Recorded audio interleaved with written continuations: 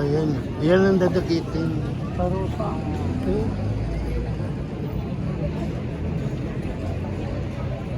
Na ano na pala, na-procession na. Pagbabalik na lang.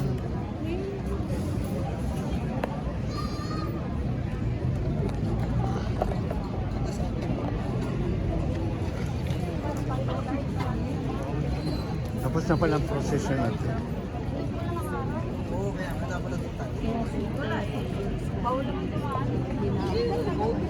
Oo. Ano na, pinurosesyon na ba nag-remisa?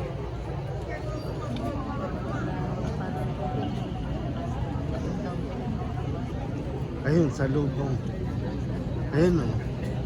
Kita mo? Ayan, sasalubungin na. Tapos ay tatanggalan ng belo si Mama Mayor. Ayan, kaya may anong bata. Yan o.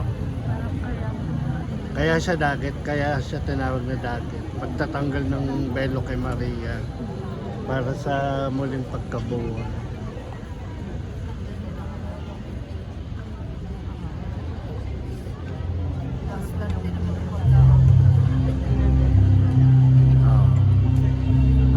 Hindi rin, kasi 2 oras ang misa.